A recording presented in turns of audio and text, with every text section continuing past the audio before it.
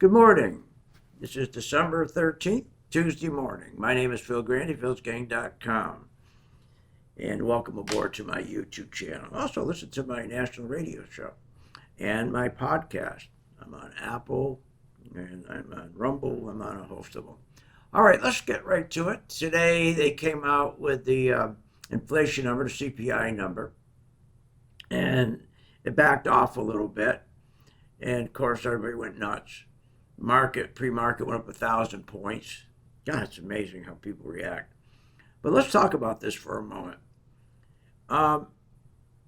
When you have a reaction to where the inflation has dropped a little bit, the market, certain parts of the market are going to do well today.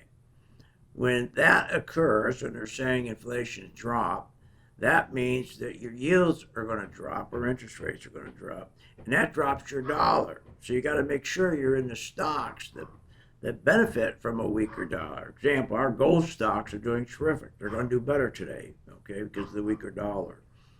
Our tech stocks are going to do well because of the weaker yield. Our oil, gold, those are all going to do well too because of a weaker dollar and weaker yield. The only ones that would be a little wiggy will be the bank stocks. Bank stocks normally like high yields because they make more money. They charge you more interest. But I've seen too where they've gone, even with low yields, they've done well. So we'll have to wait and see that. That brings me back to my point too. There's a total disconnect of the stock market and the economy.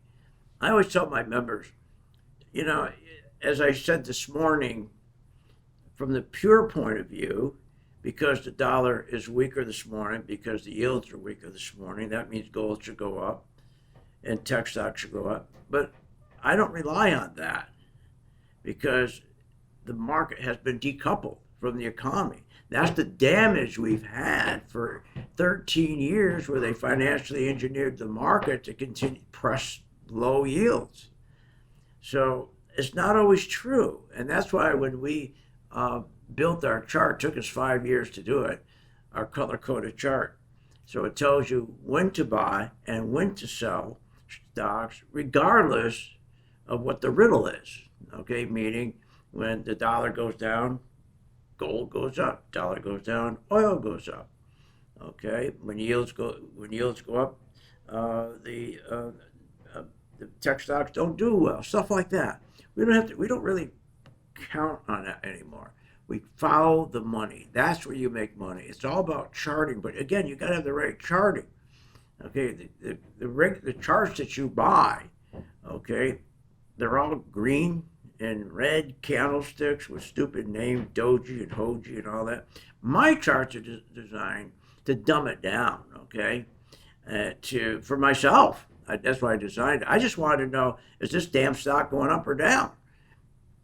If you think about it, if money goes into a stock, it's going to go up. If you pull money out, it's going to go down, regardless of what it's supposed to do, whether the yields are up or down or dollars up or down, right? So we've been fantastically successful with our color-coded chart that really follows the money. And you should check it out. Go to my site, philsgang.com. So here we are. This morning, the market will open. It's going to, and every time the market opens and it rallies big, don't chase it. Matter of fact, you take profits, just the opposite of what you think. You take profits. Then let things settle out. And then your charts will tell you what to do. Right? Yeah, my charts will tell you what to do. Your charts will screw you all up. All right. I'll see you on the charts. Okay. philsgang.com. And again, remember, go to my podcast. Okay. Especially on Apple and YouTube and so forth. That's it for today. See you on the charts.